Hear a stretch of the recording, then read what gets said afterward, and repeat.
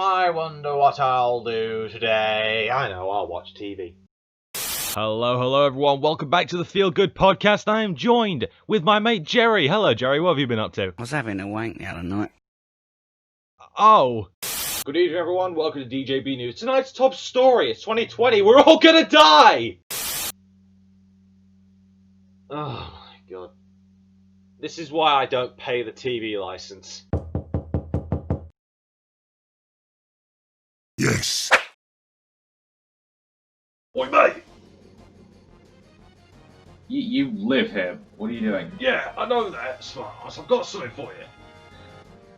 What are you, the postman or something? Oh, well, actually, No. Bandana guy was the postman. Nowhere, just don't check the wheelie bin. Just don't do that. Alright. Anyway, you said you had something for me? Alright, mate, I'm gonna just go and, take the bins out. I'm winking, you can't see. Whatever, alright, see you later, mate. You know what? I'm not even going to ask. See ya. Okay. Alright, what you got for me? Let's see. 1996 brought us Crash Bandicoot, an obscure little 3D platformer about a marsupial with jeans and a belly button that resembles a black hole.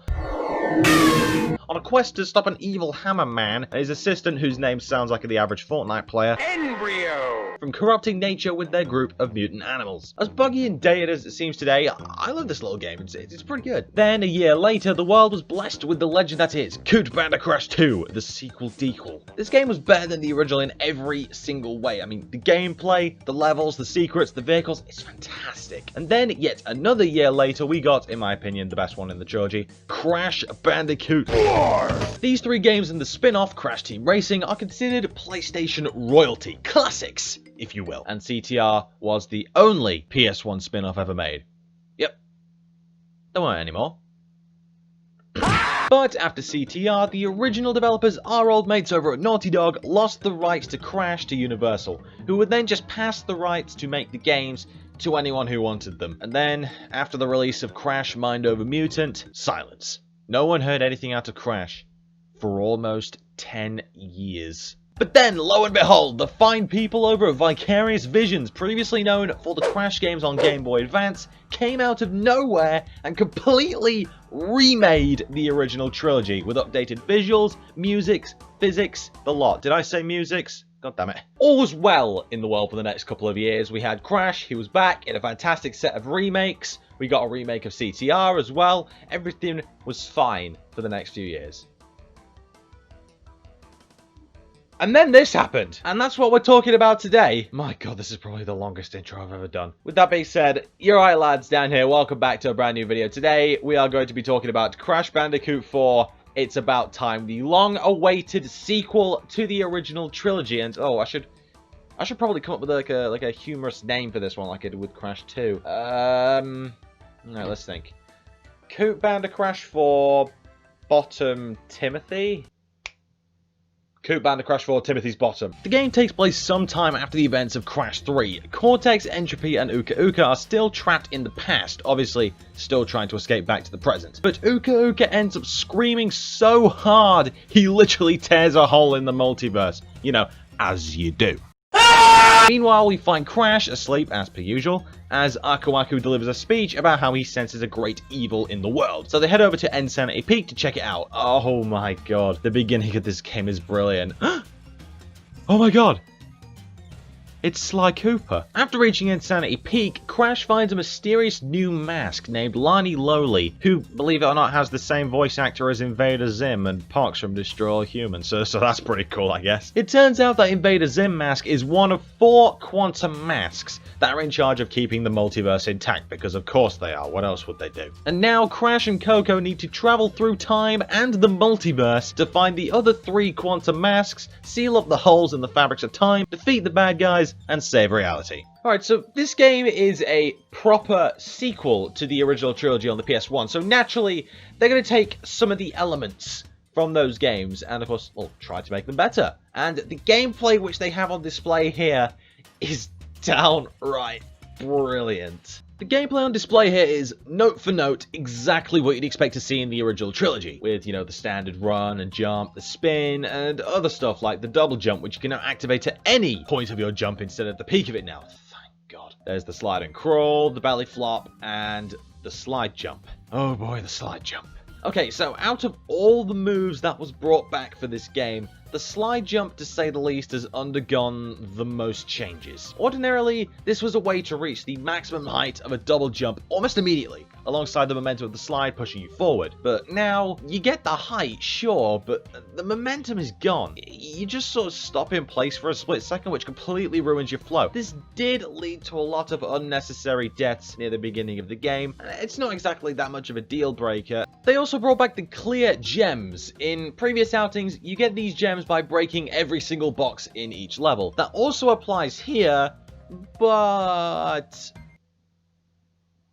There are 6 in every level. 6 gems, alongside 6 different objectives for you to complete in every single level. From collecting enough Wumpa Fruit to fill a meter, to dying less than 3 times in a level, to a special hidden gem you need to search for. Some of them are in especially devious spots, the rest of them are so horrifically obvious, they may as well have been renamed from hidden gems to here you go mate, have some gems. I kid you not, with how difficult some of the later stages get, and how well some of the gems and boxes are hidden, some of the later stages took me between 20 and 40 minutes each to get all the gems in. I know that they probably added all these extra gems for replay value, but I guess you can call me stubborn, because I just wasn't satisfied until I had all the gems in the levels. There is something wrong with me, I swear. Speaking of gems, this game sees the return of the coloured gems from the original trilogy. The way you find these gems range from jumping on appearing and disappearing platforms in a certain order, driving a remote controlled car into a nitro crate, not breaking any boxes in a certain level, and of course the easiest one is just hidden off screen and you need to bounce on a certain set of crates to find it. You will find this one by accident. I know I did. The time travel Rayllex are also back.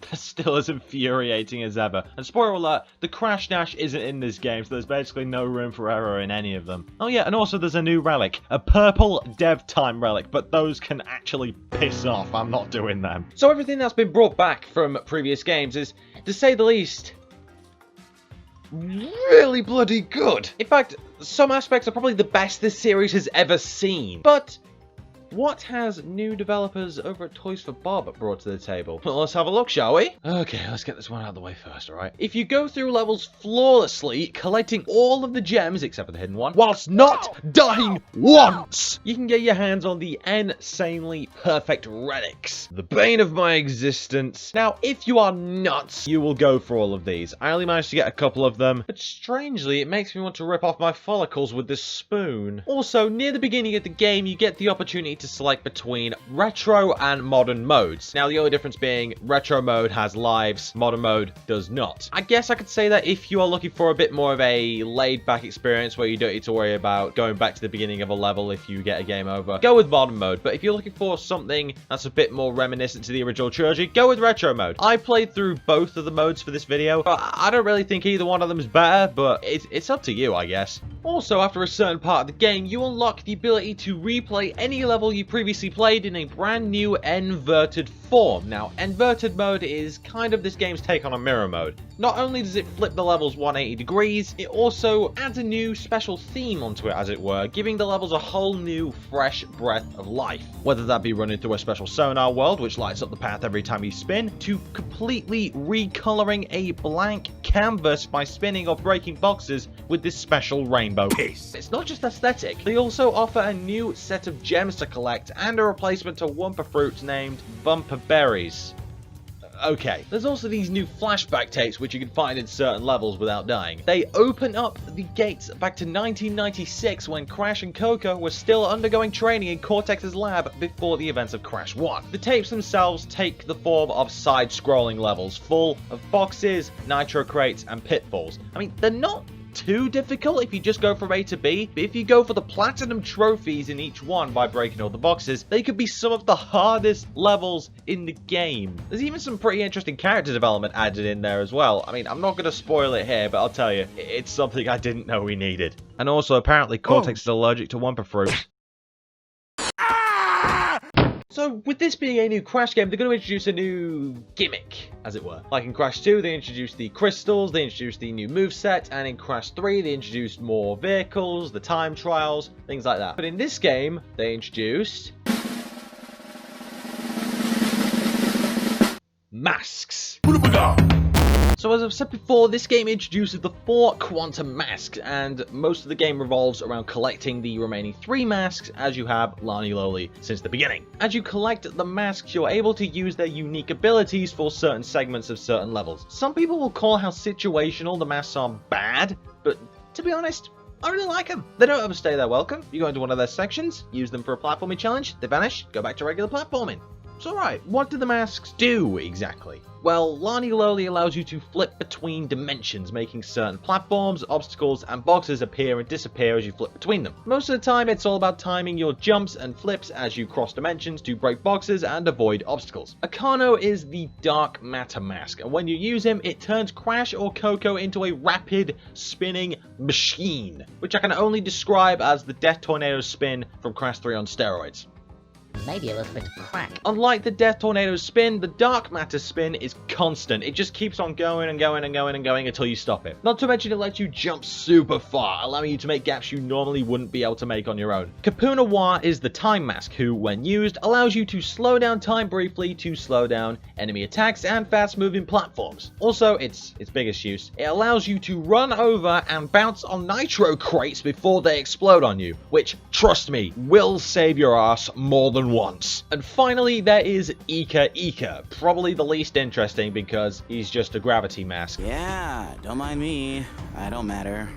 Nothing matters. So sad. This guy lets you flip gravity to avoid obstacles, complete platforming challenges, and solve some puzzles. It's not particularly interesting. These masks in concept do seem very situational, but if I'm honest, I think they're done just right. They're fun to use, and realistically, isn't that all that matters? And finally, when it comes to new stuff, there is a bunch of new playable characters that you can take advantage of for a whole new layer of challenge and, well, there's just more stages and more things to do, so let's have a look at them, shall we? The first character you'll get to play as is none other than Crash Bandicoot herself. Yep, the side character from Crash 1 who was meant to be held captive, but clearly wasn't because she was always there at the end of the bonus levels for you to say hi to at your leisure, is now fully playable. She does look a little bit different because this Torna is from another dimension. So why is she here? Well, that's simple. Her universe as Crash of Coco are dead, and she doesn't want history to repeat itself. I'm sorry, can you say that one more time? I believe I misheard you. Her universe as Crash of Coco are dead, and she doesn't want history to repeat itself.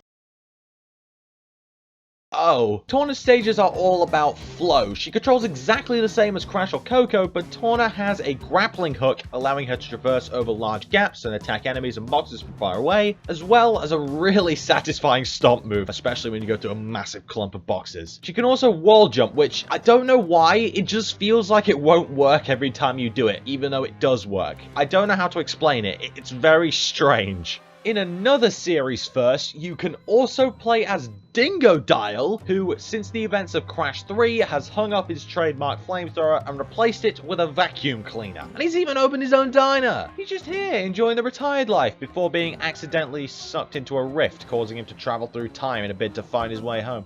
I kind of feel sorry for the guy, really. Well, that explains the 12 rating. Bloody hell, Dingodile. So Dingodile's gameplay involves running around, spinning boxes, and using his vacuum pack to suck up boxes and TNT barrels, which you can use to attack enemies or blow through locked gates. Unlike Torna, whose objective is to kind of act like a guardian angel for Crash and Coco, Dingodile is just trying to find more rifts, hopefully one of them taking him home. You feel sorry for the guy. And it's his bumbling antics which end up helping Crash on occasion, in fact. And the final playable character is none other than my mate and yours, Dr. Ned Crumpet. His levels are a lot more tactical, mostly consisting of side-scrolling levels, which throw a lot of pitfalls, enemies, and nitro crates at you. And unlike Crash, Coco, or Torna, Cortex can't double jump. Cortex has none of that. Instead, he has his ray gun, which he can use to turn enemies into solid or bouncy platforms in order to traverse long gaps or high walls. He also has this little head bash dash, I want to call it, which you can use to quickly get over any large gap if there aren't any enemies to turn into blocks nearby. All of these levels with the other characters, they're called timelines by the way, are optional. You don't need to play these to beat the game, you just kind of need to play them if you want to see the full picture, because sometimes you'll be traveling through a normal level playing as Crash and Coco, there'll be something blocking your way or you're being chased by something, you'll hear something off screen, the path will open up and Crash and Coco will just look around like they're trying to avoid the TV license man. These levels kind of fill in the gaps and link everything together, and I would say they did it really well if they didn't make you replay half of the regular stage as Crash straight after the new bits. I mean, I wouldn't have minded if the levels ended right after the intersection, but no! You just proceed to play the level you most likely just played with slightly different box placements. It just feels like padding. It's not alternate level design. And it would have been fine if you didn't replay the same level straight after, but whatever. But either way, to sum everything up, I could probably say that this is the Crash sequel we've been waiting for years. This is a downright beautiful game with gorgeous graphics, challenging platforming, a ton of extra content, and 2 extra ending cutscenes, which I didn't unlock before making this video because I quite fancied getting this video out by the end of the year. And also, it has probably the most in-depth and fleshed out story in Crash history. And with that being said, I think it's about time. It's about time we bring our new Crash adventure to a close. And yeah, that was Crash Bandicoot 4. It's about time. Apologies it took me a long time to get this video out. Thank you all so much for watching. If you guys did enjoy, be sure to leave a like, drop a comment, and subscribe for more videos in the near future. And well, it's October, isn't it? And at the time of recording this, it's like midway through October. So I gotta get cracking if I want to get a Halloween video out. So I'm gonna go get started on that. So yeah, thanks so much for watching. I'll see you all in the next video of mine. Take care.